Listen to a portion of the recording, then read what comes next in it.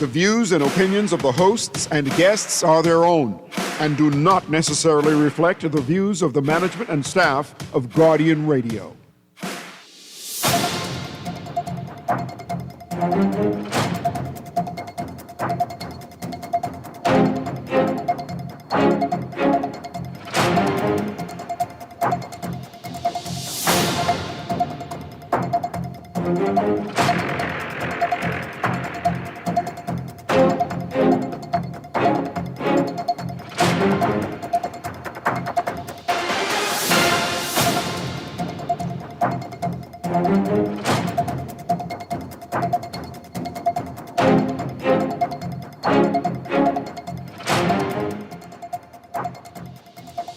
Guardian Radio today is brought to you by a Capron International Academy, Alive, Burger King, Carrie's Fabric and Uniform Store, the Cleveland Clinic, Commonwealth Bank, Epic Battery, Print Masters, Ronce Electric Motors, The Shoe Depot, and Wendy's.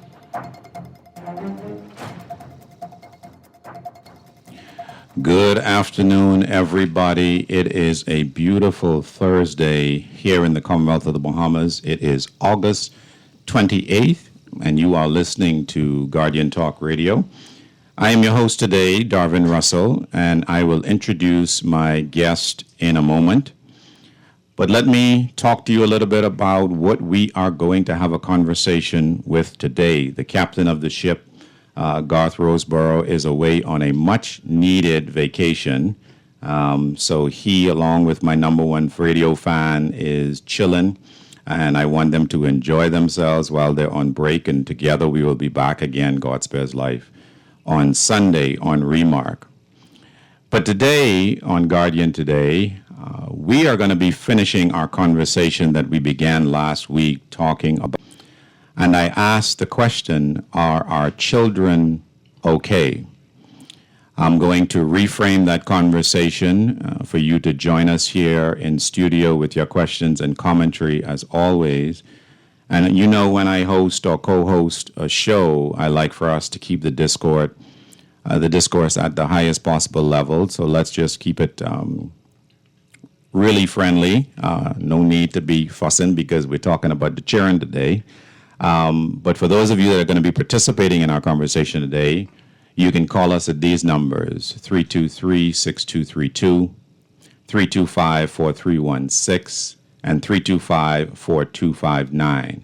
Those in the family of islands, you can get us at 242-300-5020. And for our texters, you can get us at 422-4796. Now, I have the pleasure of being in studio with my good friend, my Starbucks companion, and he is the man in the Bahamas who's the only politician I know that needs no introduction. You know, politicians, you know, everybody know what a politician is, but everybody knows my guest. I mean, I have never gone someplace with him, and we're sitting down, and the people invariably come in and don't introduce themselves to this man. He is a person who I have come to love and admire over the years.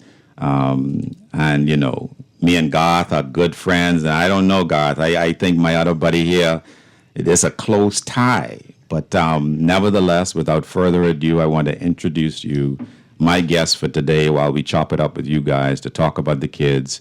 Ambassador Roll. Glen, say good afternoon to the people. Good afternoon. Good afternoon. Now, that's the right timing. When you talk about politicians, I was looking for God. Right. I said, man, this brother getting me in trouble. Yeah. I am trying to run far away, you know. I understand. Far away, you know. The Bahamian people made sure I got 0 votes. So at the end of the day, that disqualified me, right? Fair enough. Next time. It's good to be here, my brother. Man, thank you for joining me today in studio. So let me reframe, for those of you that were not with us last week, a conversation that's quite sobering.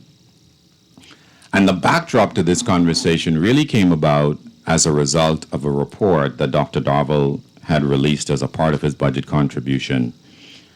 Dealing with the Global School Health Report is the title of the report for those of you who are data junkies like me who like to read these kinds of things. But the results from the Global Health Report of 2025, the data from this report, I think, was gathered between 2022 and 2023, mostly, if memory serves me correctly. But it was commissioned by the Ministry of Health, obviously with the support of the Ministry of Education. And Brother Glen, they surveyed 13 to 17-year-olds for the purposes of this report.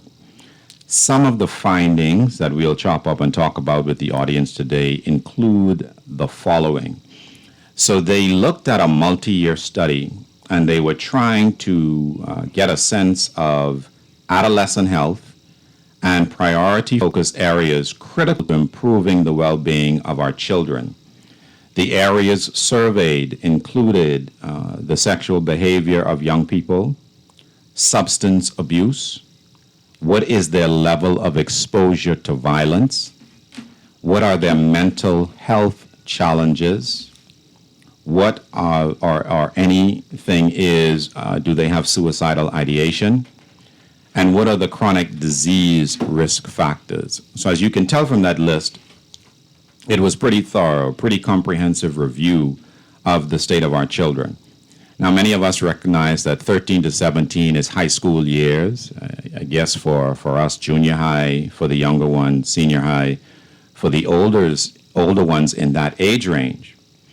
And some of the findings from this study that I want you to consider are the following that we'll talk a little bit about today during our time together.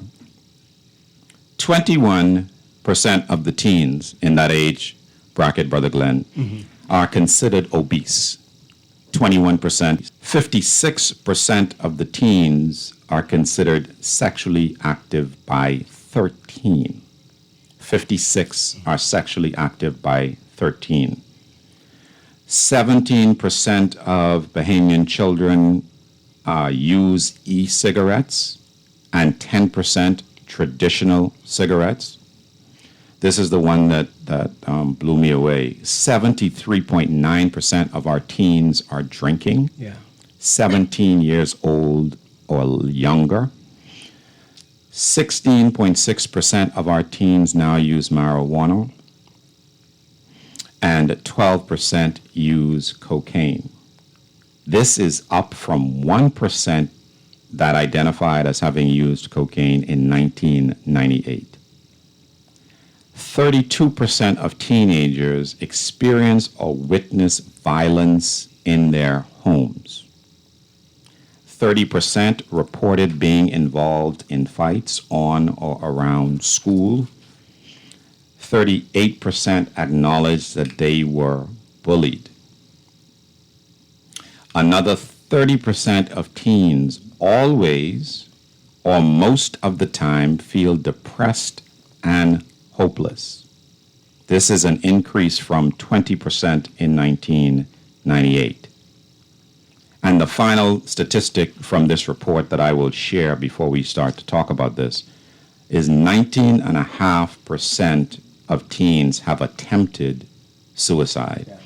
And that was the piece of data that Dr. Darvin shared within his report. He didn't talk about at least the clip that I saw, the volume of findings that I just shared, some of the highlights with you guys on the state of our children. Interesting that we're having this conversation today on the backdrop of what our northern neighbors are dealing with this morning in the aftermath of what happened to those children in Minnesota. Teens are under tremendous pressure. And then this morning, coming up on my feed on Facebook, a young man committed suicide, and his parents seem to be really engaged parents. The mother and the father are suing OpenAI, ChatGPT, because ChatGPT was used as the teen's companion as he talked to ChatGPT like it was a person about what he was planning on doing. So, needless to say, what is going on in 2025 when it comes to our children, to me, is fundamentally different from what you or I would have experienced as teenagers. Absolutely. So when you listen to some of those statistics and some of the findings from the report, what about it strikes you as the most alarming thing? What concerns you as a parent, as a father, as a husband? What strikes you in those bits of information that I shared?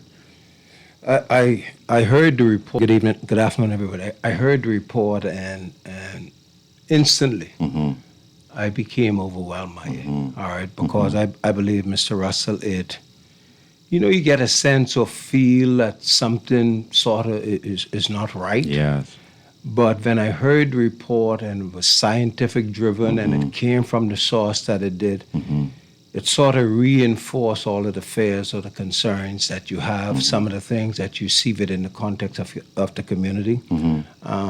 Both my background as a police officer or in the past, Charlie, get a sense of what's happening within the context of the community. Yes. And so while there may not have been a specific thing, definitely if there was one such thing would be the idea of suicide, the idea of the thoughts and other stuff. And I'm not sure whether that is normal or not in the context that people go through various kinds of changes, right?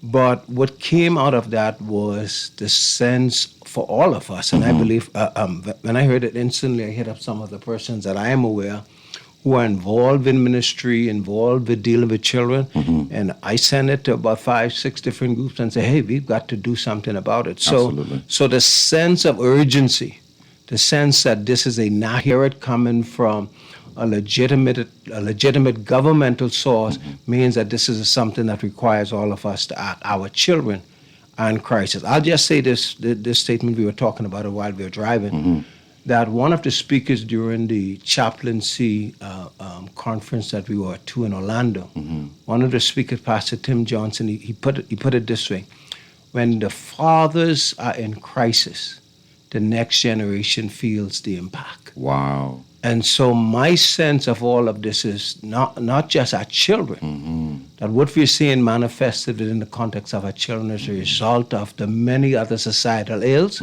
and the children are really being made to bear the brunt of what they're feeling, and they're expressing it in different ways, sexual ways, drug ways, anything that in their mind or thought can bring some level of satisfaction. So I think it's a conversation I want to commend you for, again, ensuring that we continue this conversation. No, it's a great commentary, Glen, especially when it comes to the fathers. So those consistent listeners who have heard me on radio now know that I enjoy reading, like so many of our guests do. And the book that I am reading now, it's heavy with data, but it's not something what it is is being trying to be imparted on you. And it's called The Boy Crisis. And while it's difficult for us, for those Bahamian authors who are trying to really create books that are about our lived experiences, until we get to that level with a degree of consistency that we can really see and analyze with findings like this that are multi-year studies. The Boy Crisis talks about what young men are experiencing across the world. And of course, by across the world, we know they mean major economies and countries. But one of the things that has already become apparent in the book is the magnitude to which boys are disproportionately affected by the absence of fathers. And how it has gotten to epidemic proportions with the increase of divorce, the increase of unmarried women having children, and the list goes on and on. The thing that the authors highlight that is the biggest challenge with not having fathers, the author calls it what he mentions, it's the purpose void. Yeah. And what it means in layman's terms is that it's almost like the inability of boys to find a grounding, if you will, and a direction for their life without daddy being their North Star, if you will. Girls have a different problem when fathers are not home. And, we can talk about that if we have an opportunity.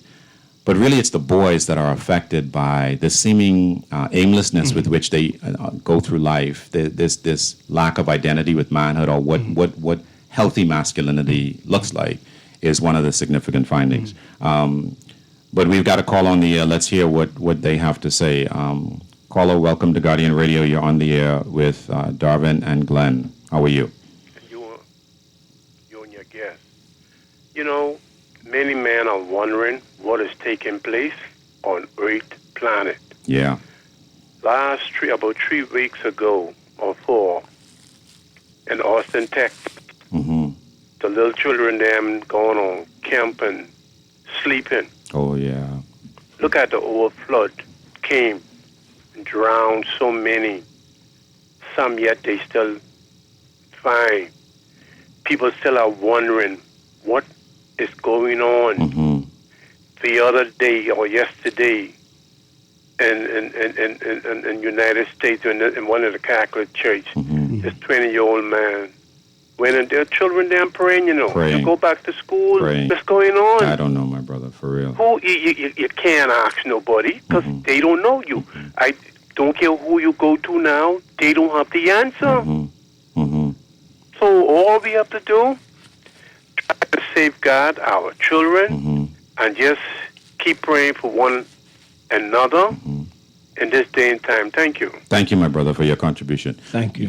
I think we're back at the stage. If you remember, Glenn, you and I are students of politics around the world, actually. And if you remember, Hillary Clinton, a good many years ago now, talked about a village raising a child. Yeah, absolutely. I think we've lost that concept, and we have to revisit it. We'll talk a little later today in the show if we have time to talk about some solutions I have around that. But I do believe that we have to take a greater responsibility as a community when it comes to raising our children. So we've got another call. Go ahead, caller. You're on the air on Guardian today with Darvin and Glen. Good afternoon, Darvin. Good afternoon, Pastor. Good afternoon. Good afternoon, sir. Yeah, Cleaver down from here. Hey, Hey, Cleaver. Cleaver. Okay. Darvin, 22 years ago, I realized some deficiency. It was basically longer than that. Yes, sir. But 22 years ago, I realized some deficiency in our legislation. Yes, sir. Because anytime things are affecting me in an adverse situation, I would look at the legislation or the policy that is driving it and try to champion a cause to have it abolished. Okay. But we had a legislation at the time, because I happen to have been a father who had a child born out of wedlock. Yes, sir. And the situation was a bit ad hoc. When I took her mother to court, I did legislation in place to even accommodate a court hearing. Wow. To initiate one. There's a law in the book called the Affiliation of Proceedings Act 119, which only recognized the father in terms of maintenance. Okay, not in terms of custody or stuff like that, or visitation and those kinds of matters. Yeah, but I didn't really want that. Okay. That wasn't really what I wanted. I wanted shared parental responsibility, shared custody. Okay. But it took me basically 40 months, and this was before we had social media, WhatsApp, these iPhones, etc. We just had the print and electronic media. But in 40 months, we were able to get the Child Protection Act passed in Parliament, which was supposed to be consistent with what we would have agreed to as a country and as a government in 1989 when we became a signatory to a Geneva Convention which speaks to the rights of children. Then we were able to ratify it in 1991. Yes, sir. But it was in dormant for about 10 years or so, 11 years, just sitting there. Committee was formed, but nobody really did anything to it. But this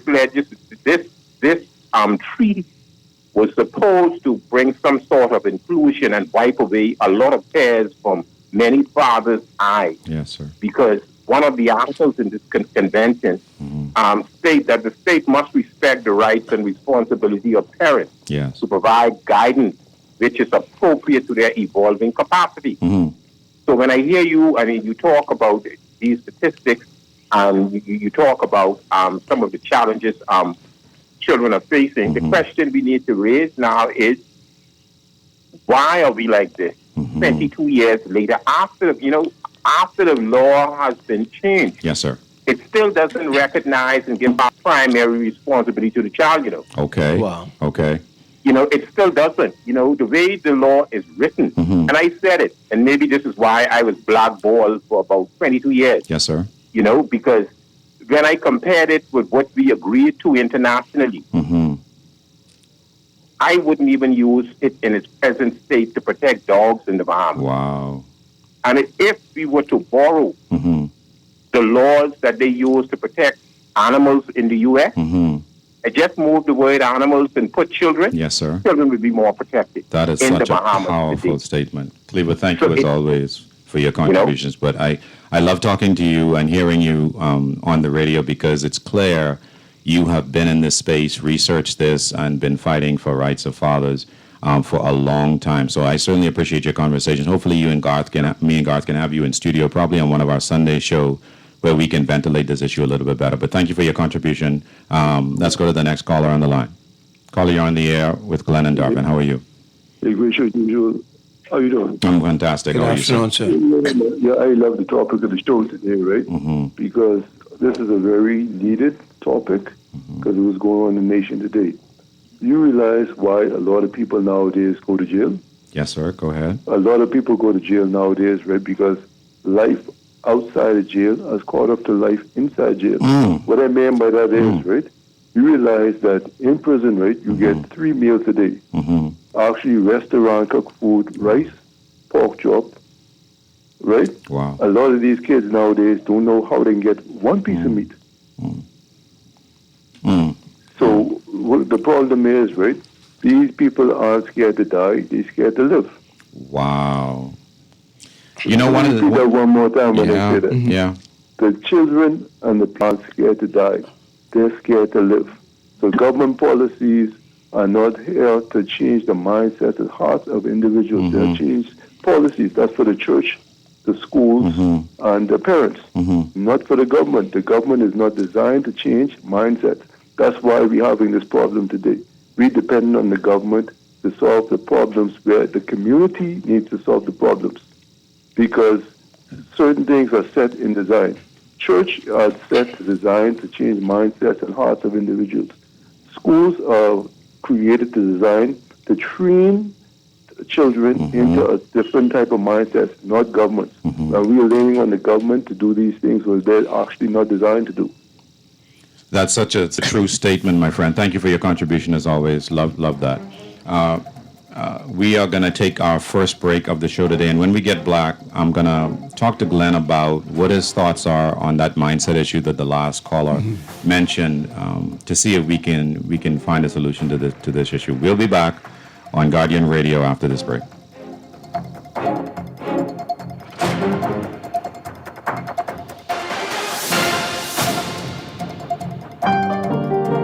When it comes to hearts at Cleveland Clinic, you can't miss a beat. You seek the best care possible, work with the brightest minds, and leave no stone unturned to get to the heart of the matter. Because understanding is always the first step to overcoming. For every heart in the world, see how we're advancing the future of heart care at Cleveland Clinic today. Don't settle for ordinary when you can have the Farmhouse King only at... Sink your teeth into 100% flame grilled beef, stacked with crisp bacon, melty American cheese, crispy onions, a fried egg, and the bold sauce that adds the perfect kick for a flavor sensation fit for a king. Grab the Farmhouse King as a combo with fries and a drink, or go all in with the Farmhouse King's Feast. It's bigger, it's better, and it's only at Burger King Nassau.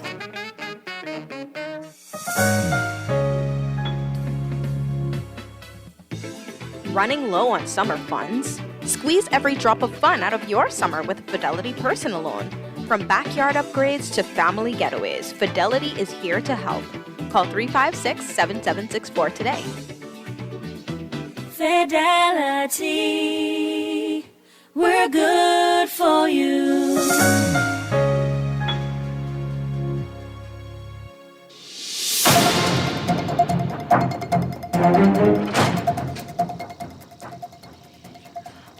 Good afternoon, Bahamas. We are back. You are listening to Guardian Today. I am your host today, Darvin Russell, substituting for Brother Garth, and in studio with me today is Mr. Glen, and we were talking with the caller who mentioned that he felt as though the mindset of the people, and I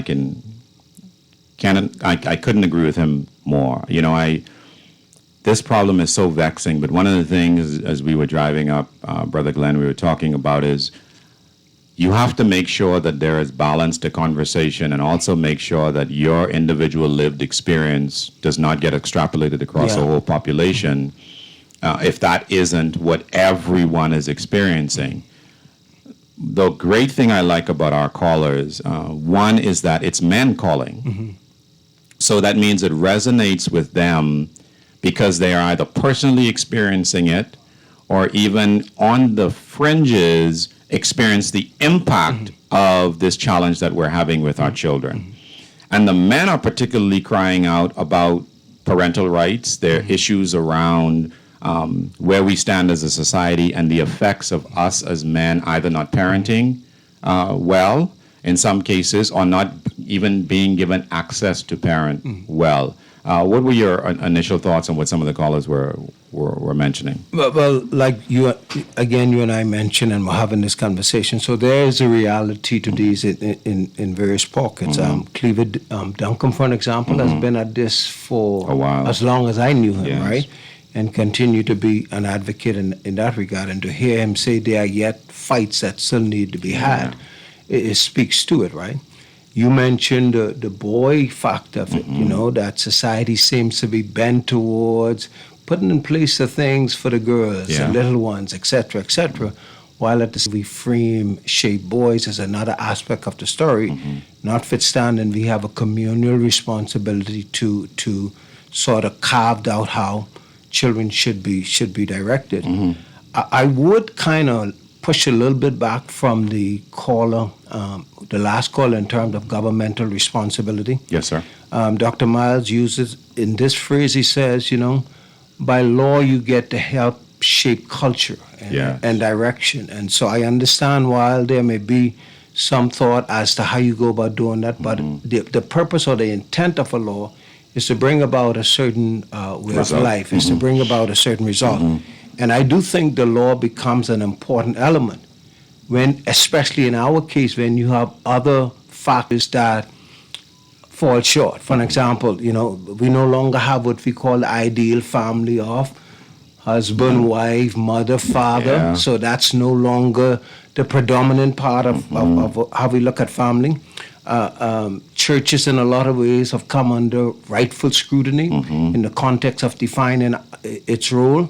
And so when you have these initial breach, you know, the society in the whole then rely even more on the kind of thoughtful, deliberate legislation that will help to at least hold the wave until such time as we could bring about wholesome families, et cetera, to the point where we return to what we refer to as it takes a community, a village. And that's true also in the context of the family as an institution, the church as an institution, and of course the government as an institution. And so all of these things, I believe, goes hand in hand in terms of how do we deal with these crises. And so when you have, for example, this report coming from a government department in itself, tells you that government has what it takes, our taxes are paid in those arenas, they have the capacity to bring all stakeholders around the table. So where there's this crisis, families not necessarily can do it. Church may have lost its salt in that regard. So we rely on the government, rightfully so at this stage, to say, hey, we have a national crisis. It requires all of us, but by the fact that we give them a vote, our taxes, means that we place on them an expectation that in the face of all of these ills, to bring us to a place where we can function again in wholeness in the context of family or church. No, and fantastic contributions as usual. The thing, Brother Glen, as I listen to this almost avalanche of challenges that it seems as though our children are having, you know, I'm also struck by a portion of this report that talked about how the parents themselves have almost withdrawn from parenting. and it's very disturbing. One of it said that by 2023, the percentage of parents routinely monitoring homework had plummeted to 30.5%, and 50.2% of teens indicated that their parents rarely or never paid attention to their homework. Additionally, 37.2% of teens stated that their parents or guardians never or rarely knew what they were doing during their free time. Wow. We have almost a complete disintegration, to your point, of what we grew up as normal of a traditional family structure. So when I think about that being the problem, I wonder, how do you now connect the dots? Because just because it's changed doesn't mean, one, that the change was good. We can see from the results that it was not.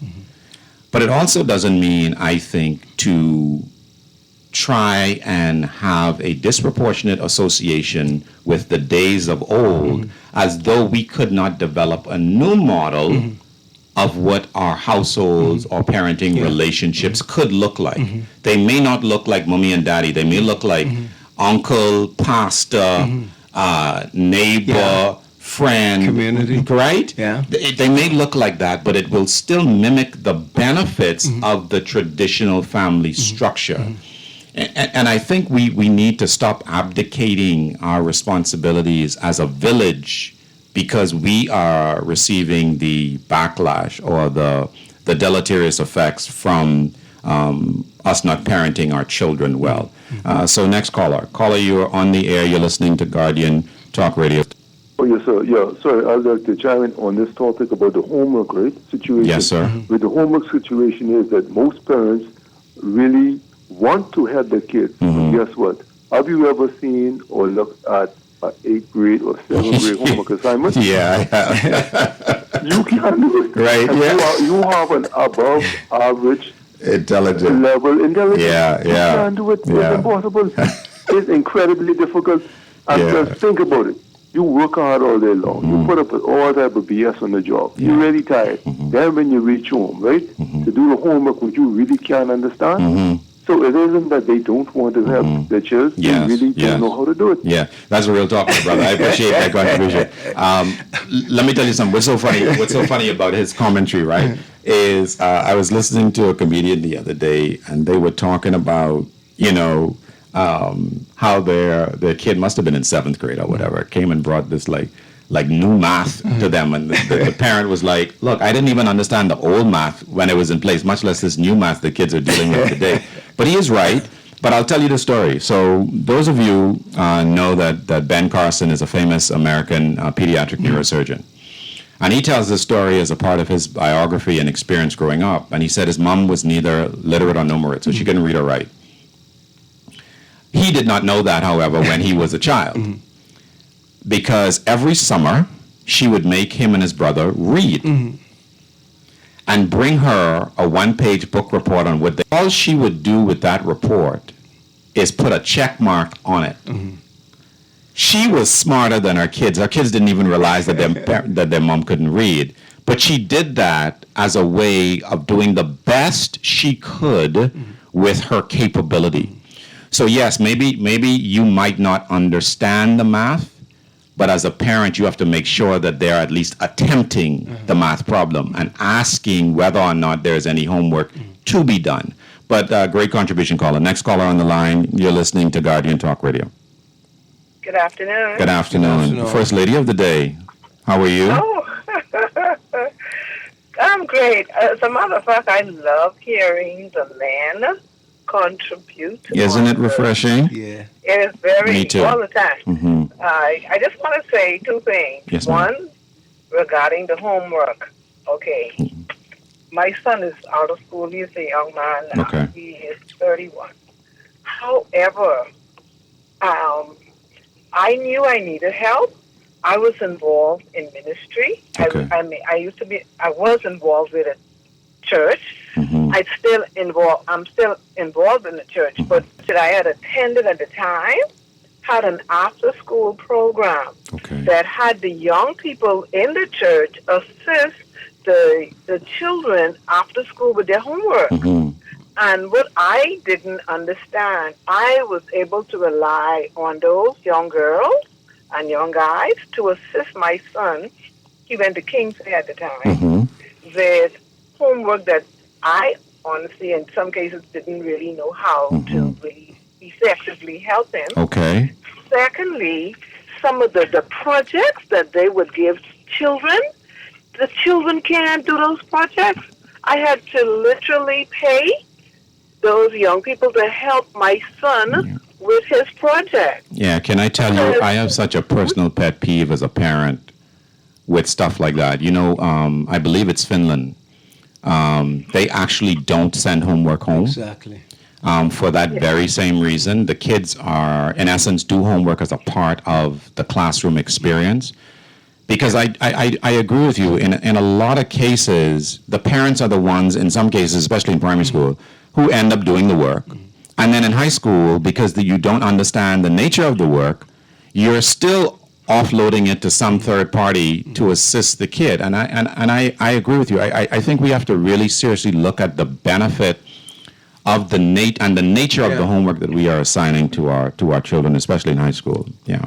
Right. Okay, this is my second Sure. concern. Mm-hmm. Okay, family dynamics have changed a whole lot. Yeah. We are hearing in the news all the time, okay, you let this particular male person be in charge of your child, and next thing you hear, the child gets peeled up. Yeah. So scary. So why you have to be dealing with my child like this? Either a man doing it to a little boy or a man doing it to a little girl. Yes.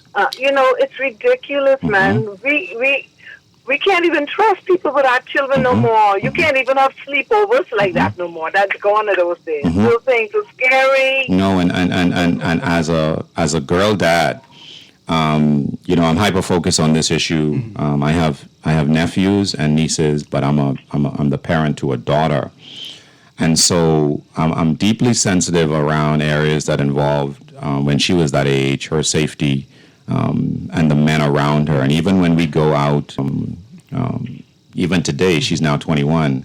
I'm very vigilant about how men are behaving around her. Etc. Because as a man, I understand that language and that attitude and the way men, as my parents would say, who wasn't raised right, can act out of pocket. But we have to do a better job protecting our kids. There's no ifs, ands, and buts about it. And I let me commend the Commissioner of Police for what seems to be an increased vigilance around the prosecution of these kinds of cases. I must say that I have seen an uptick in cases brought against perpetrators. Against women and children. But thank you so much for your contribution. The lines are lit up. Continue to listen. You're on the air on Guardian Radio with Darvin and Glen. How are you? G&G again. It looks like God, again. That's again, Road? 852. Yeah, that's what I said. Yes, sir. That's what I said. Yeah, but listen, man, you know, I appreciate this conversation. Cleaver, everybody co-contribution, but Yes, sir. and the last call, afraid to live and they're not afraid to die, right? But I agree with everything you said, but I disagree with that because everyone wants to live. A young guy doesn't even know how to live, so how could he decide if he don't want to live? Now, let's look at it subsequently. When they commit an act, they don't go and hide. When somebody comes to them, they don't run. Everybody wants to live. It's just that when you're young, you're full of adrenaline, and you're basically almost an idiot, so you really have no sense of, you're just cocky then. Even in the animal world, you'll see a young lion going to mess with an elephant, right? But what I'm saying is, I want to get this in to bring awareness to something I was always being saying on the radio. Let me make this quick. It's like we're being attacked mentally, emotionally, and spiritually, right? Yes, sir. And so we are in an era of digital slavery. So we don't realize that because you read a lot, right, Russell? I want you to look at a book called The Impact of Science on Society, written by Bertrand Russell. Okay? Now, with the digital slavery, they don't need an overseer. They have algorithms to watch us now. So just some data coming in from the States. They said about 70% of the black students students can't read at grade level. With the advent of the social media and technological advancement, which is really designed to distract and entertain us with the girls twerking and all the BS you see on the social media. I call it anti-social media. Yes, sir. So if you're entertained, you can't be properly educated. Yeah. And so the guy who was calling Guardian talking about the family structure and the family structure is collapsing, people was talking with him and all that, but he's actually correct. Yes. So we are under attack in a psychological warfare and the era of digital slavery, and we must realize that. And so as long as we are willing to be distracted, then that's the way the world will be moving. And So- that's just the way it is. So social media has given us more fake friends and less human interaction. Yeah, but it also puts peer pressure on the youth. It does. So I said that because you said something that I think I read that story in which the young man was interacting with AI, artificial intelligence. yes. So, and the gentleman who called and spoke about the children are afraid to live, he also mentioned that we allow these phones to babysit the children. We do. And so hence the problem. But he talk about the grade school level work. But if you have the internet, you can also use that to help you understand anything that No you doubt. don't. No So I doubt. don't buy into it that you can't understand. What do you mean you can't understand? If you are relentless, then about understanding something, won't you understand it? You think when you did O levels, or you think you read something, but the first time and grasp it, Mr. Russell? Sure, No, sure. you do that. Go on and then eventually it will come. But I don't guess- buy into you can't. What do you mean by But that's can't? fair. No, but both contributions are valid. I think there are some parents who feel as though they aren't capable, and that's okay. But hold on for a minute. My only point is to say, if you can't do it directly, there are still resources, as the I previous agree. caller That's said, why I right? listen to Yeah. the So young guys. we don't have to be all things for our children. That also puts a different layer of pressure on parents, You're right? very bright, Yeah. very bright, Exactly. Mr. Russell. But thank you, my friend. Our lines are I lit want up. to share Let's this before take you them. go. But Okay, go ahead. you have Sorry. to juxtapose poverty with these scenarios that he's talking about. Yes. The more money a person has, the more resources he has. That is to fair. do these. Yeah, give That me is very fair. Thank you so much, as always. One more caller. Go ahead, caller. You're on the air. You're listening to Glen and Darvin on Guardian Radio today. Go ahead. Hi. You ready for me? Yes, ma'am. Go ahead. You're on the air. How are you? I'm fantastic. How are you? Okay. I just want to make a small contribution. Certainly. I don't know how valid it would be. Mm-hmm. You're talking about parents and Yes, them ma'am. assisting their children with their homework, Yes, right? ma'am. Yes, ma'am. Well, I've been around a little while. I've been on this earth a little while. Mm-hmm. I just want to make this contribution. Okay. My mother, she was a very interested individual, and I attribute whatever success I've had educationally to my mother. Mm-hmm. You talked about the doctor whose mother was unable to read and write. Yes. Well, my mother was able to read and write, but not at the level of, say, high school. Yes. I was privileged to attend a government high school, and when I got my homework assignment, and especially in having to write essays. Yes, ma'am. My mother, she was a working woman. We would go to bed, and I'd get up around 2, 3 o'clock in the morning. Mm-hmm. My mother would get up along with me as I tried to write my essay. Wow. And in terms of my essays, I wrote more than one until she was satisfied with it. Oh, sounds like such a She used present to hear mother. me Mm-hmm. read my essays, and to make sure we did it together, Mm-hmm. she would say, "Would you like to have a cup of tea?" Aw. And I always said, "Yes, Mommy." And she would make tea for both of us. Child. And as a result, I would call myself a teaholic, and I attribute whatever academic success that I've had Mm-hmm. to my dear mother. Well, you're going to make me So tear what up in I'm- studio what with I that think- story. What I'm trying to say is, you can show and encourage your children by your physical presence. You can. You can sit and listen, and just talk with them. Yeah. Presence has value, right? Even if you can't directly contribute. That's such a great story. That is what in the long run, that's what I'm trying to say.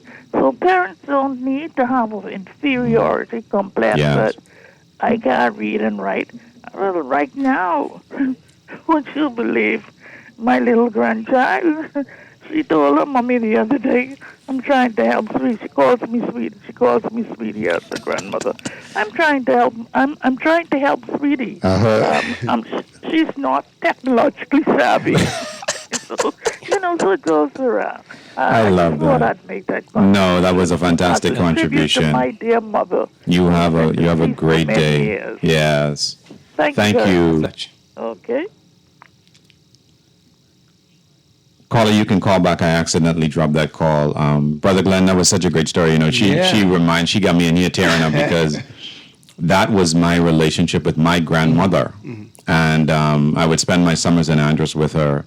And that was the thing. Everybody knows that I was her favorite, despite what my other siblings would say. Yeah. And she would wake me up at the same time. Yeah. And she would bake bread in a cast iron pot on an outside stove at an outdoor kitchen. And I would get the first light because I liked the ends. And we would have butter and tea before 2 hours. She would tell me stories before anybody else got up in the house. It was the most cherished of memories with my Grammy. And I have to stop talking before I start bawling in the studio. Grandmothers, That was my grandmother. Grandmothers. Thank you for calling you on Guardian Radio today with Darvin and Glen. How are you? Darvin and Glen, good afternoon. Two of my very favorite people. Listen to my good people calling the radio today. How are you, Brother Jeff? Man, everything is great. Listen, I just want to congratulate every single last male father that is called into this show and express their interest in their children's education. Yes. It is so sad that society tends to downplay the role that man plays, not just in family life, but in the children's lives as well. There are many fathers who are unsung heroes that spend more time with their kids, with their education, ensuring that they do their homework. But, society has it so skewed where it seems that only the women are paying attention to the children's education and not the men. Absolutely. We have to find a society that is fair and balanced because there are many great fathers in this country, many great men, let me rephrase that do pay attention to the welfare of the children, Absolutely. but it's so sad they are not given their praises as the women are. Well and I don't want to make this a gender conversation, but I just wanted to congratulate each and every man who plays a significant role, not just in the boys' life, but also in their daughters' lives. No doubt. There's that balance that is struck, and I think we need to now really give them the credit that they so deserve. Fair enough. So, I'm going to continue to listen. Thanks, Chef. All of the topics that you bring up so far between you and Garth are very prevalent, very important, very salient. And, it just makes people like me look back at my parents and my education and the great job that they have done with their 7 kids to make them the type of citizen that our country truly needs, especially at this particular time. Fantastic. Thank you for taking my call. Hey, Jeff. Go ahead, Brother Glen. No, much to think about, Garvin. And sometimes we have to have this conversation in the context of what is the reality that we face, right? Yeah. And the reality that we face today is not the reality of my parents that had to deal with 11 children. In that context, my father, as I mentioned to you earlier, was the one on the fishing boat. Mother learned how to take care of all of the others in that regard. So there was this almost natural construct of community and family. Yeah. I think you asked an important question. How do we, in this era, reconstruct that sense of family? What does it look like? And that's one of the reasons I said earlier to the caller that I don't think government, by definition, should get off so easily. Particularly, they're the ones to whom significant amount of our taxpayers' monies are entrusted to do certain things, to help craft out what communities should look like. They have the means and the wherewithal to do it. Because again, Darvin, to the backdrop of the single parent who realized that, hey, you know what, if I don't go out to work, notwithstanding me having the child, if I don't go out to work, I don't have no means to support the child that I brought into the earth. And so the reality is when they come back, they may very well be tired and busted or have to get right back up. So other aspects of society have to take into account, how do I fill these gaps? Yes. How do I bridge these divides? And I think that's a collective conversation that we have to have. But certainly the idea that to just shift it to one is not necessarily dealing with the reality that we're facing. No, I agree with you. So we're probably getting ready to take a break, Brother Glen, for the 1 o'clock news hour. But before we go, some questions I'd like the audience to consider our news break. What do you now, having listened to this conversation for the last hour, 45 minutes or so, what do you believe are some of the causes of the issues we're facing? We've touched on some of the potential causes. And then I would ask you, what about bullying? Are your children experiencing a greater increase in bullying in school and violence in school or in their neighborhoods? Those are two of the questions I want you to ponder while we go on our break. We will be back at the end of the news. Have a great break, and we'll see you soon. This is Guardian Radio 96.9 FM, streaming on GuardianTalkRadio.com and the Guardian Radio app, Nassau, Bahamas. Now let me see now. 326 EPIC. Hello? This Epic Eckert battery. This Miss Beulah from round the corner. I hear you're selling tires now on Wolf Road too.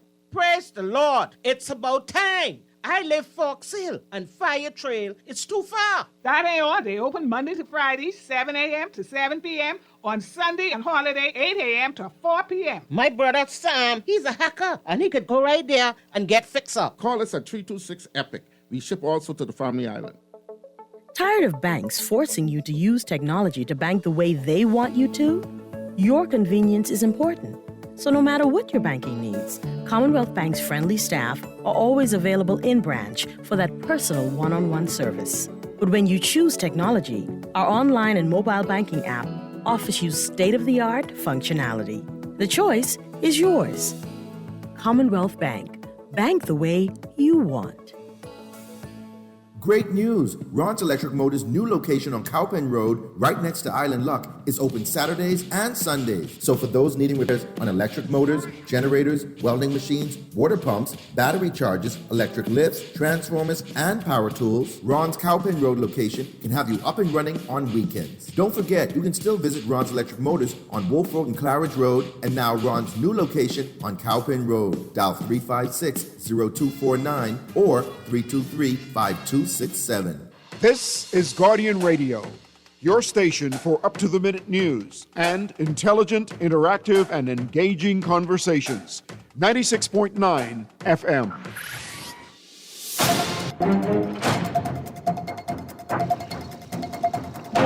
And we're back. You are listening to Guardian Talk Radio. I am your host today, Darvin Russell. Joining me in studio today is Brother Glen Roll, and we are having a conversation and enjoying it thoroughly with you guys around the state of our nation's children. Before we took our 1 o'clock news break, I had asked you a couple of questions that I wanted you to consider while we were on break. And the two questions that I had asked is, what are some of the underlying causes you believe of the challenges that we're having with our children? We have gone over the fact that our girls aren't safe.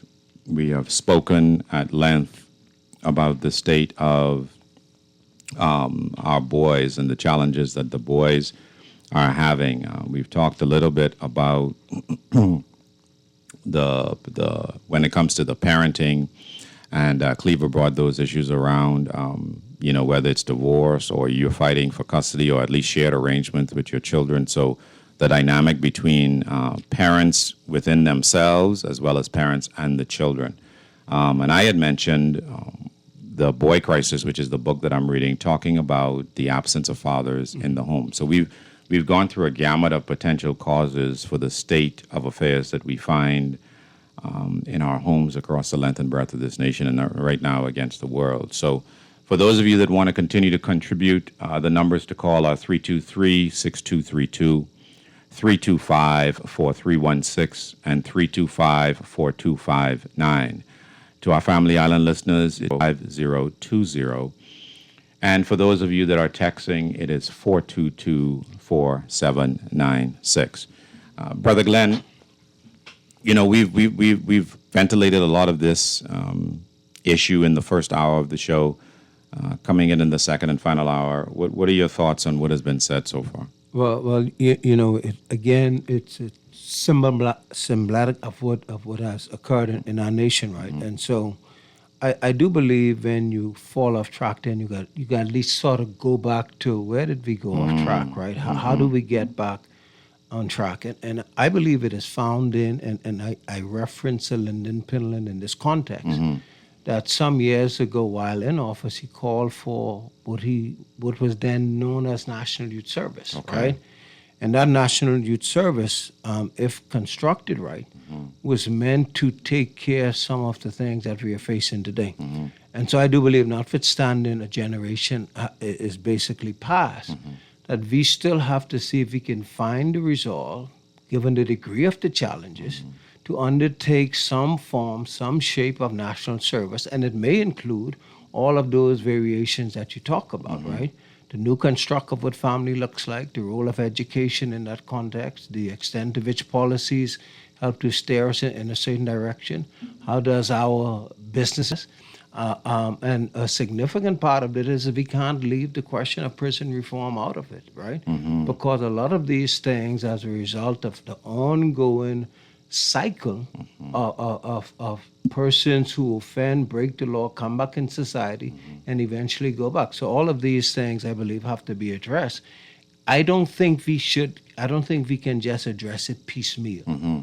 The question for us is, can we find a national resolve to give the kind of attention and detail to what is before us, and put in place in very systemic, wholesome terms these components that overall begin to at least pull us back from the brink of things, so that we can begin to see what wholesome society looks like.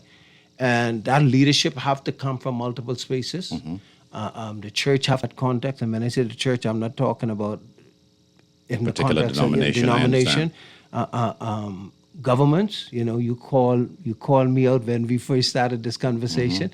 My reason for even getting involved in having these conversations, because I do think that policymakers have a significant role in the shaping of a nation, particularly where so many aspects of society is sort of fallen, right? They have to be involved in it. And then we have to reconstruct what a Commonwealth nation was meant to be. We have to be deliberate about what we left in. This is not really an advocate for societies that, one may say communistic in nature or phobia in nature. But we have to define what kind of nation we want, and how do we go about building the kind of nations and building the kind of walls that preserve who we are. Because at the end of the day, guess who are affected mostly by gates that are open? Children, right? True. So they're the ones who's emotionally built. They're the ones who are most vulnerable. They're the ones who have a lesser sense of what direction that they want to go. They look for blueprints by which they can follow. And so until we find, and these platform lends itself to these kinds of conversations, but what we're doing, Darvin, is that we're talking about it in fragments. Yes. Yes, agreed. We haven't bring everyone to the table to determine what going forward would look like. And I believe that part of elections, if I could use that term, is about this national sense of where do we go from here. And both the community, the voters, those who offer themselves for public service, ought to come under the kind of scrutiny to answer these kinds of questions, having gone out of the way and said, these are our problems. Now we have to find the solutions to resolve them. I do agree with you wholeheartedly. And one of the frustrations I have as a citizen of the Commonwealth of the Bahamas is the ad hoc approach we take to policy and finding the right prescriptions to these problems. When I was, after I graduated from college, there's a great book written by Larry Bossidy. It's a business book. It's called Execution. It's an oldie, but it's a goodie. And Cleaver had mentioned during his contribution that he had worked it past, but then it sat dormant for 10 years. And I think when you think about the challenges that we face as a country, it's not so much just getting the good idea. It's about the execution. Absolutely. And that book says if you do it wrong, it still doesn't work. Absolutely. You have to come up with the idea and you have to execute the plan with excellence. And I think we could take one element here, but if we don't understand the unintended consequences of that decision, we don't have a backstop for when it goes wrong. And I think your point is very valid. It's critical that we think about these solutions from all angles. Let's see what the caller has to say. Caller, you're on the air with Darvin and Glen. Yeah, good afternoon. How y'all doing? We're good. How are you? I'm doing fine, thank you. And interesting conversation. Thank you. I was in and out. I didn't catch Duncan's contribution, but nonetheless, you all started to talk about some stuff that I also agree with, because I've been talking about these things since the evolution of talk shows in the country. And in order for us to address not only the ills surrounding the challenges with children in the society, but the ills surrounding crime, the ills surrounding parenting, the ills surrounding challenges in education with children and the learning. It all comes back to the home, right? Because if you are exposed to a particular thing, right, and it is positive and uplifting and motivating, right, and that child who is impressionable, right, who is 8, 9, 10, 11, 12, 13 years of age, they have to contend with going back to the exact same environment daily with no change in that environment from the persons who are the adults in that environment. Then more times than less, you will find that child ends up falling back into the same challenge you put the programs in place to help them to get out of in the first place. No fault to a large degree of their own, except in some instances where you have some family member who is prepared to reach out or reach back and, help to create a responsible environment for that child to be in. But Anton, before you continue, here's my issue. The problem that you are identifying and articulating today is a foreseeable consequence of a policy decision. Absolutely. Right? So we know that if we take children out of a challenging environment, remove them for a period of time, common sense would indicate if we place them back in that environment where we do not remove the things that were causing stress and harm to them, how idiotic is that if we do not create contingencies for not placing that child back in the same situation? That is my frustration. We do not get to plead ignorance anymore as policymakers to say, oh, well, we did this good thing by creating a program only to go and place the child back in the very situation 6 months later when they've completed the program and wonder why their rate of decline continues or even accelerates. That is absolutely ridiculous in 2025. You refer to this as like execution. You were saying, like you and Pastor Glen are saying. And long time, Pastor Glen, we had some good days battling. Yes, sir. In the Facebook evolution. Yes, sir. Yes, sir. But nonetheless, when those policymakers didn't even appreciate the value of social media, and we saw the vision of it, and it's a key factor in the political realm. But getting back to what you were saying, Russell, we cannot, if we are going to defeat this challenge, we cannot take an ad hoc approach. We cannot take a piecemeal approach. It has to be comprehensive. And I know in taking a comprehensive approach, the government, in particular governments in small island developing states with limited resources, where there's a lot of resources that's going to have to be put behind dealing with all of those areas we're discussing, they're going to have to be able to reach out to the international community to get that level of support, because believe it or not, and I'm saying y'all can identify with it, a lot of the challenges that we face in our environments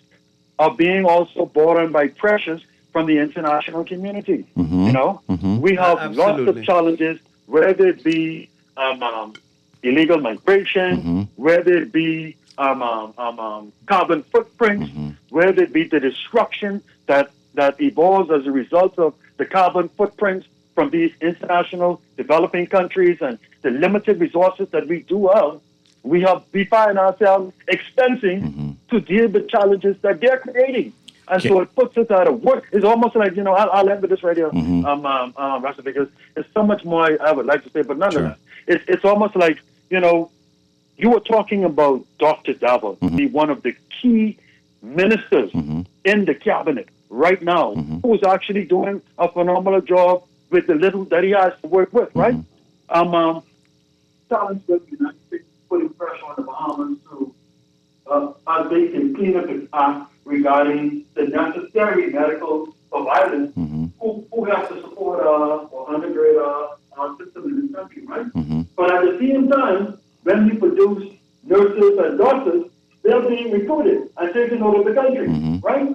And so it's like, how do you survive? How do you navigate and still remain successful or still do the things necessary to benefit your people while you are still faced with the pressures and the challenges from the big brothers and the big sisters who have a lot of influence and control over the outcomes that you realize at the end of the day. Thank you, sir. I like it right up, but I really Appreciate your contribution. This conversation, your perspective, Russell, the way you bring things through, your decorum and your research that you put into your topic. Thanks, Continue Anton. to do the good work, and I pray that God can bring you on more, especially during this time. So. Have a good day, my brother. Appreciate it. Thank you.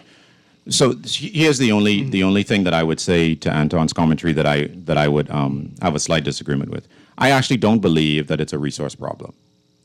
I think within this country, I share the same. Yeah, I share the same view. and I think sometimes we allow politicians to frame our challenges by using a resource constraint argument. What I think we have is a courage and a creativity problem. We don't have, in my estimation, sufficient imagination and capacity around different ways to solve these problems. And this is my frustration, Brother Glen. Yeah, let me share this because I think had significant opportunity. I'm not saying the window is closed, but we had the impact of Hurricane Darvin, right? Freeport, Grand Bahama. And that exposed some things to us to the degree to determine how do we build going forward? You know, what kind of blueprint will determine to mitigate against the challenges that we face?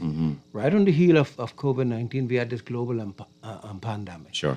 We saw the extent to which, by the blink of an eye, the Bahamas could find itself standing alone, isolated, right?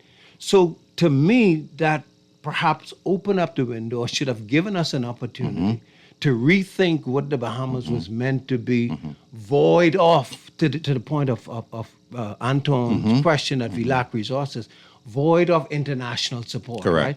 What kind of internal, what kind of resources we have in our hand, what's in our hand, right? And we sometimes refer to the Bible in this context, right? What is it I can now do with 5 loaves and 2 fishes? Yes. Because these crises exist.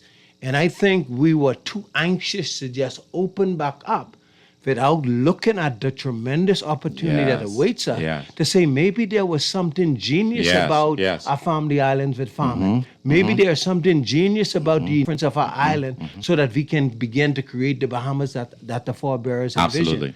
And all of this is directly related to a nation that builds its own wall and is sovereign, then is in a better position, not so much to lean on international for resource, but to say because we have found ways to create for our own people, we are in a better position to ensure that the values that you have outside doesn't superimpose on the values that we have inside. But I think we've been anxious to sort of open up the gates, go back out, and before you know it, we are once again continuous this same cycle. When in my mind, I believe we had an opportunity to reshape the Bahamas in a very different way. I think that's an absolute perfect assessment. You opened up this segment talking about Sir Lyndon's vision, and I actually can agree with you that I think one of the prescriptions for this problem does involve a type of national service. We can argue until the cows come home, Brother Glen, around whether or not we believe it should be mandatory or whether or not we believe it should be optional. I feel as though it should be mandatory with certain carve-outs, right? And by that I mean, look, if you are between the ages of 17 and 20 and you are not employed and not enrolled full-time in a college or university, you will be participating in national service. And I will do 2 things.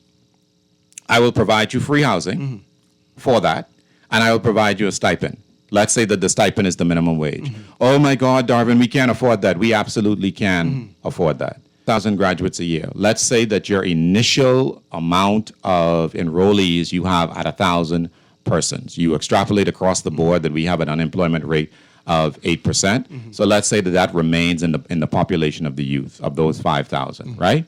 So let's say 10%. That's 500 persons. I'm doubling that at 1,000. 1,000 people times $1,000 in salary a month. We're doing simple math, people.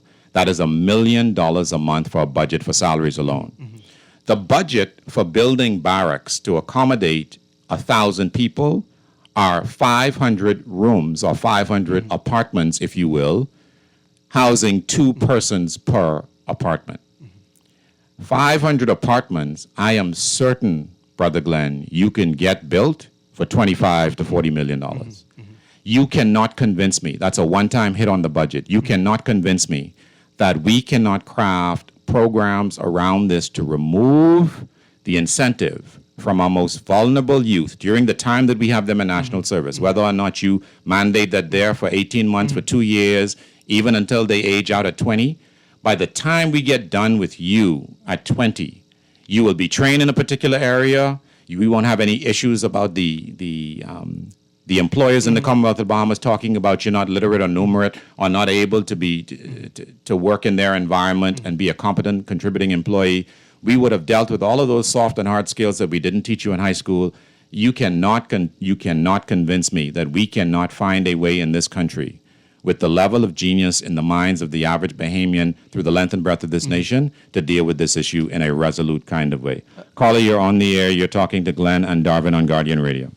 Glen and Darvin. Yes, How sir. are you, sir? Hey, what's happening? I am a Bahamian. I am not sure.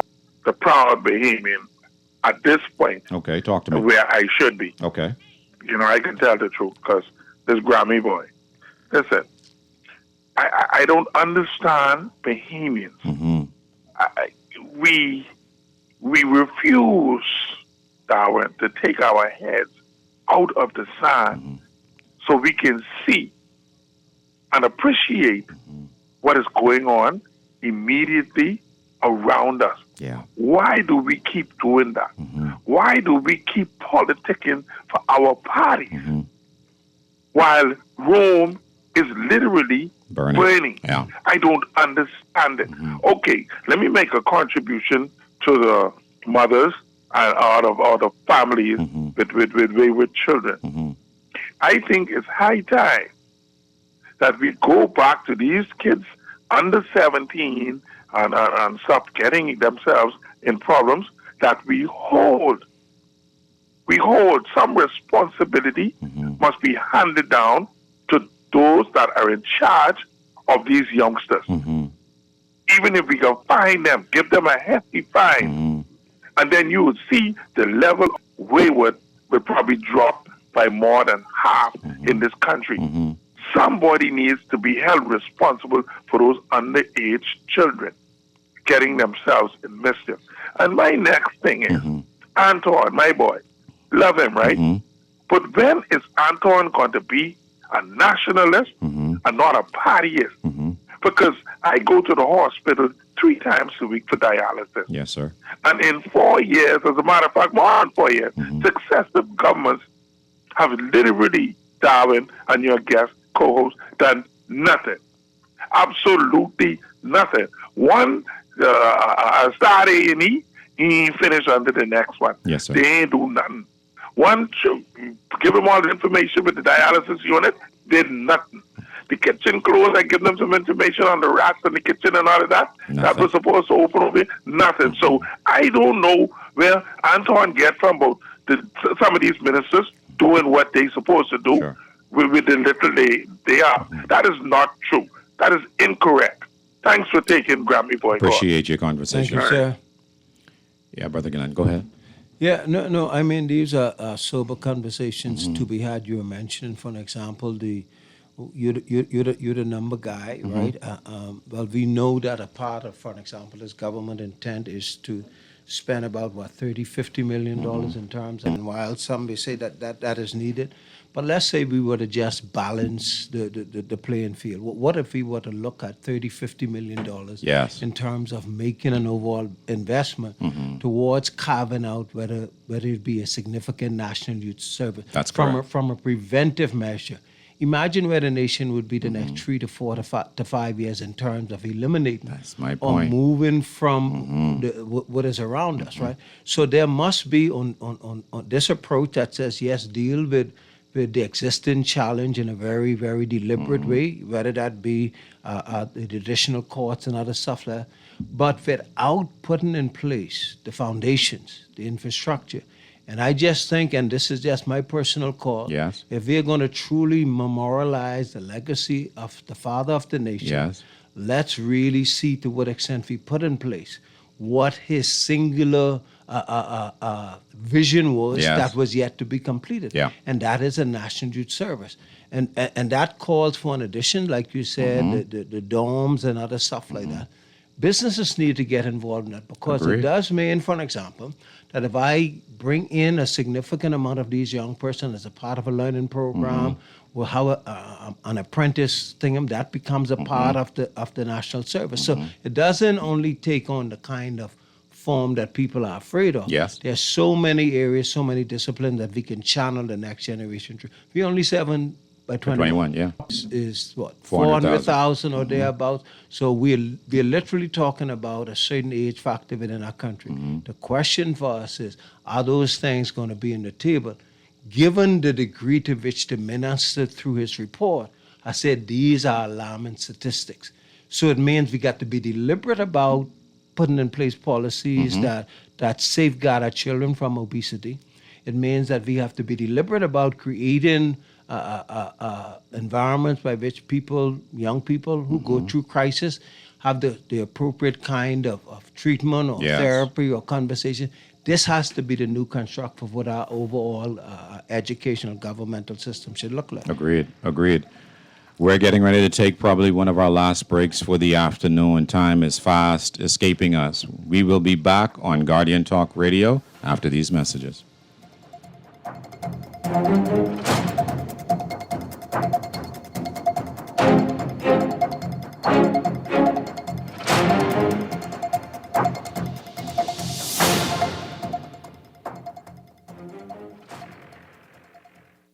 Great Commissions Ministries is God's storehouse.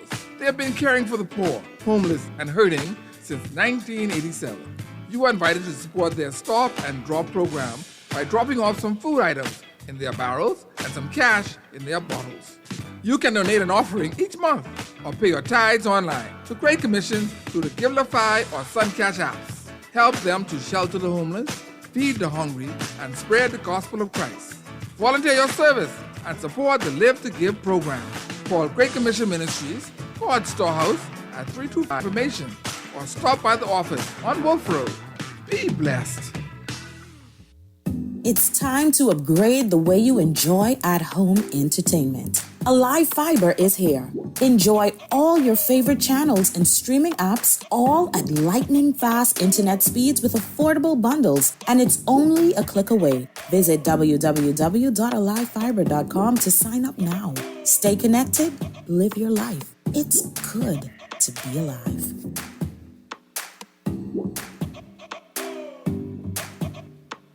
This week at Shoe Depot, you can buy 2 pairs of shoes and get a third pair of equal or less value at 50% off. Yes, that's right. Buy 2 pairs of non-net price shoes and get a third pair half price. No need to throw away your hard-earned money this back to school. Plus, VAT is taking a summer break, so all our shoes are VAT-free. It's perfect for all those school shoe purchases, tennis, and maybe something for yourself too. Stop by Shoe Depot in Golden Gates Plaza or Palmdale Plaza today and save. Parents, do you believe your child deserves more than the ordinary? Are you still deciding which school is the best fit for your child? At a Capron International Academy, we believe every student deserves the opportunity to excel. Our dedicated teachers, caring staff, small class sizes, and diverse programs will receive the support, resources, and training needed for success. At a Capron, your child will surely find their passion, profession, and their purpose. We offer classes in GLAT, BJC, GCSE, and BGCSE subjects. We empower students to excel, not just in school, but in life through our courses including aviation, STEM, robotics, cosmetology, technology, culinary, dance, sewing, and graphic design. Our students are climate justice advocates and geospatial cadets who have traveled to New York, Washington, NASA Space Center, and even Egypt to explore and participate in international tours and conferences. Enroll your child today and let them discover their strength, pursue their passions, and achieve their dreams. Call us today at 826-3589 or 324-9212. Don't settle for ordinary. Choose extraordinary. Choose a Capron International Academy. You're hungry and on a tight budget? Don't settle. Make the only choice and head on over to Wendy's and grab a biggie bag. Choose from a day's single, classic, or spicy chicken with a junior fry, regular drink, and 4-piece nuggets for only $9.95. Fat inclusive. Order one today that is made fresh especially for you when you order it. Wendy's is fast food done right. Certain restrictions apply. Back to school just got easier at Carey's Fabric and Uniform Store on Mackey Street. We've got school shirts with official embroidered logos for R.M. Bailey, AF Adderley, Kingsway, Queens College, L.W. Young, and many more. From shirts and blouses to jumpers, skirts, shorts, and pants, we've got uniforms for almost every school in the Bahamas. So, skip the stress and shop at Carey's today. Call us at 393-0758 or 817-0758. That's Carey's Fabric and Uniform Store, where back-to-school shopping is a breeze. This is Guardian Radio 96.9 FM. Fresh news, smart talk, all day.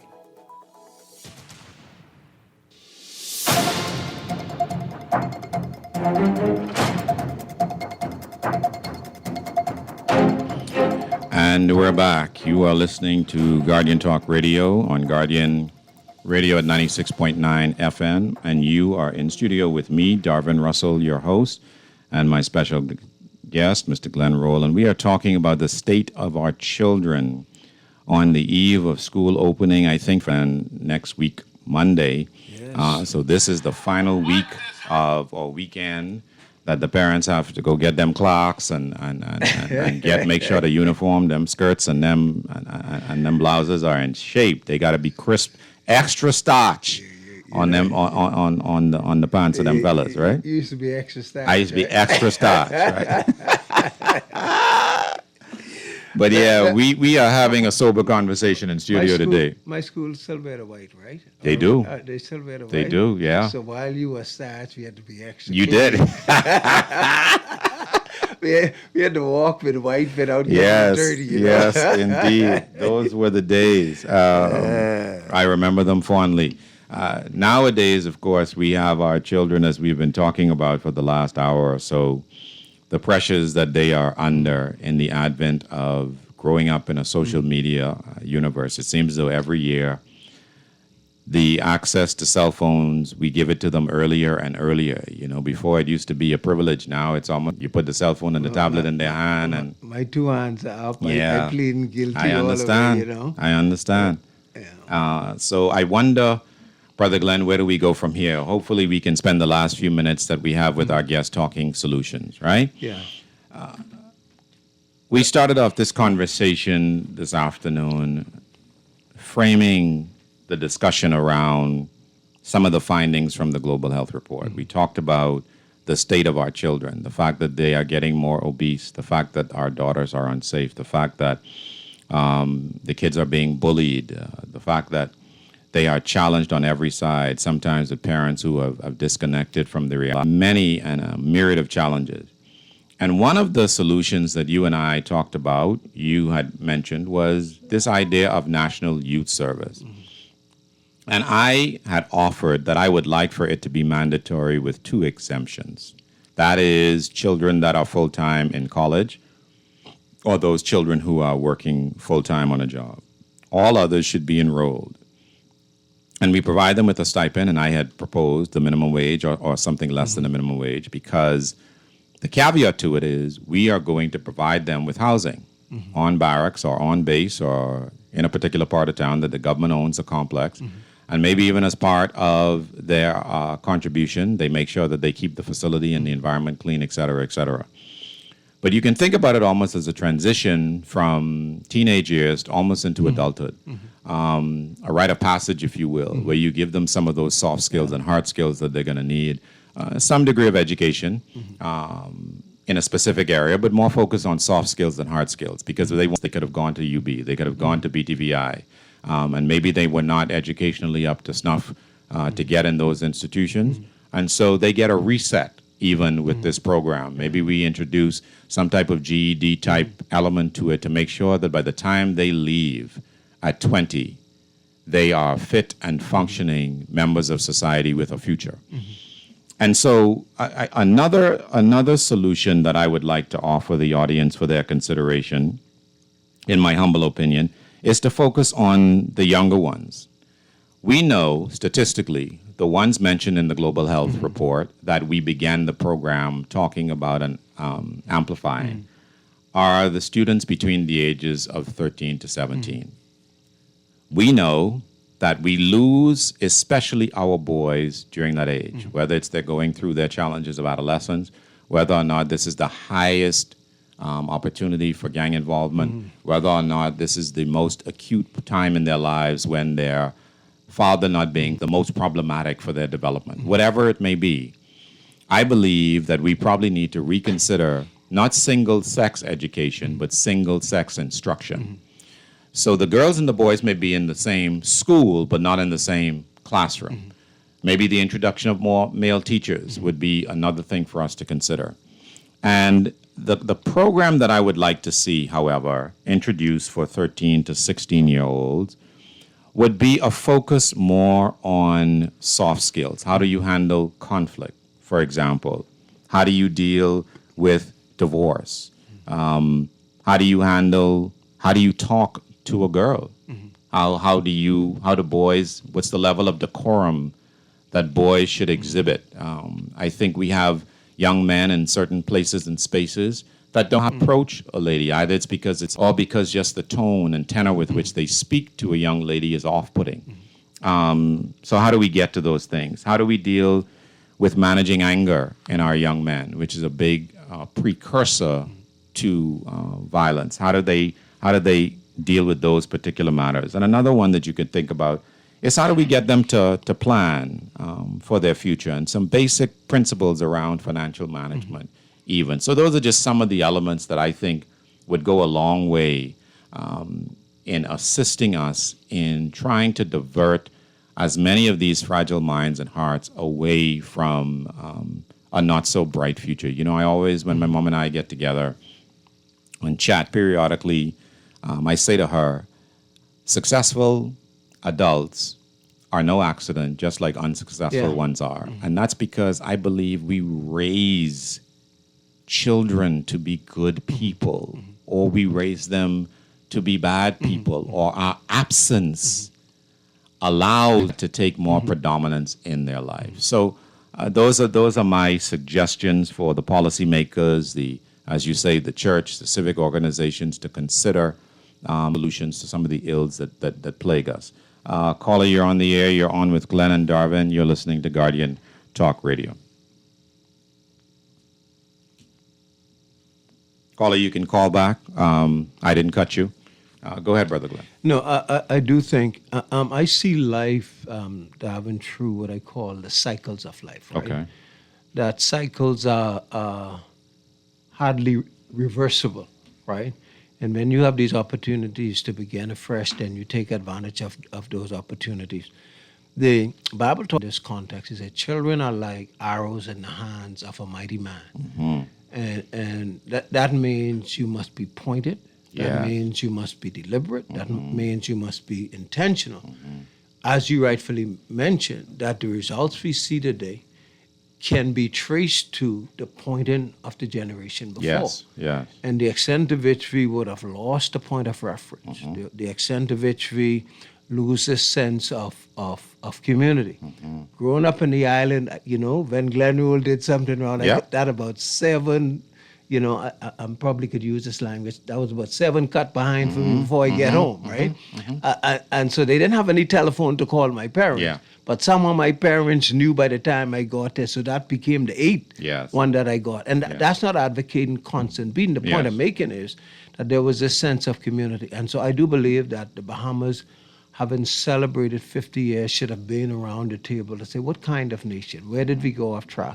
How do we get back there? How do you, and I goes right back to what you said earlier. What does this new country like?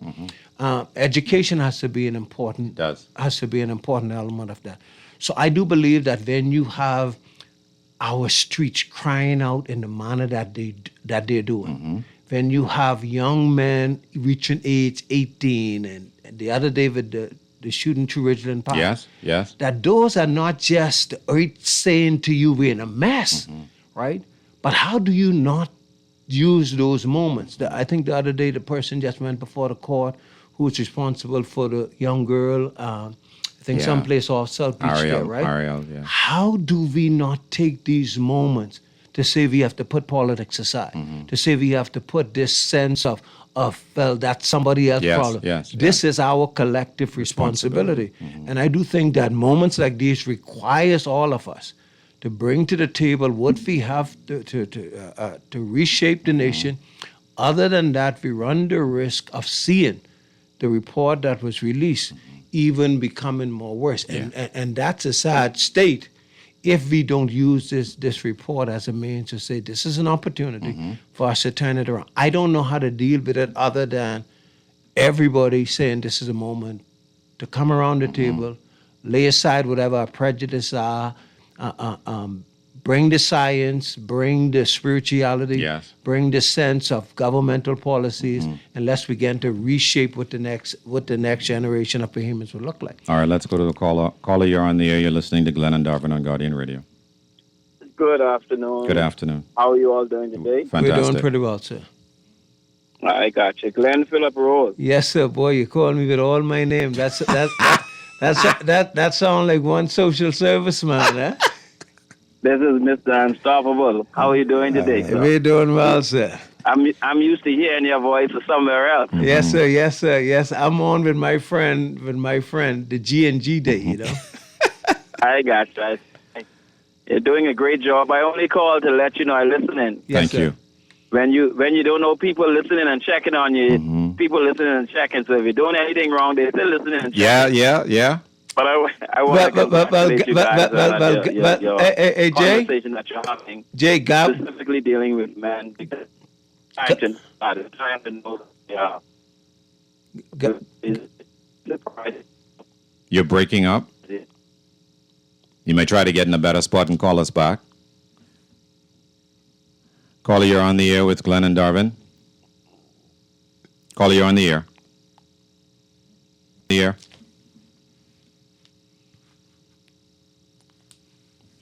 All right, so let's go to some of these text messages, Glen. Just before you do Sure, it, my brother. Go ahead. I was about to, if Pastor James had, if his phone didn't break up, I was about to say you should call him in and let him tell you how to raise 3 boys, all the same age, 3 schools, and all of those different things at the same time. This texter is responding to Cleaver's contribution. Cleaver is absolutely right. As a man, I had to take it to the courts to ask for access to my kids and not be just a financial contributor. Next text. We as a people must learn our history as black people. Slavery has done a number on us, and we must heal. Love is what we need. Darvin, great show.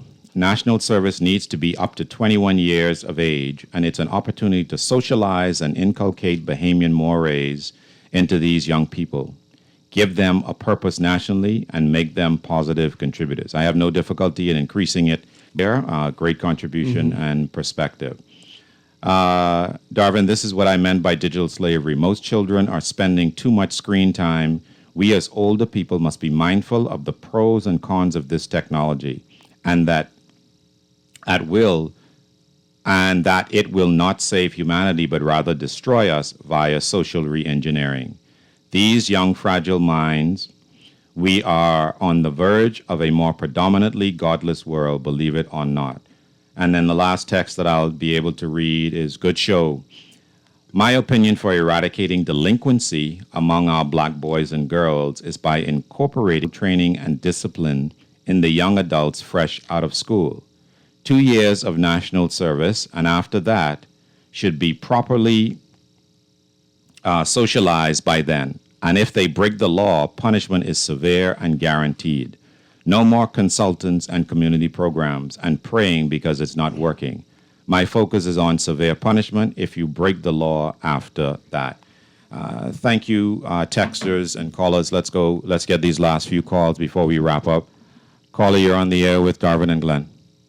Yeah, this is the first time in the history of calling that I'm able to get you right back on time. Okay. Because it's Glen. Glen, I know you did something super spectacular. No. You were saying something about... I was about to share your story, man. I was telling Gav, to get you in a show so you could tell us how to raise 3 boys, 3 colleges, and all at the same time, From K4 to the master's level, all at the same time. I love it. And I say it's none but the grace of God. I know that's right. all I could say. It's God and God himself. Yes, sir.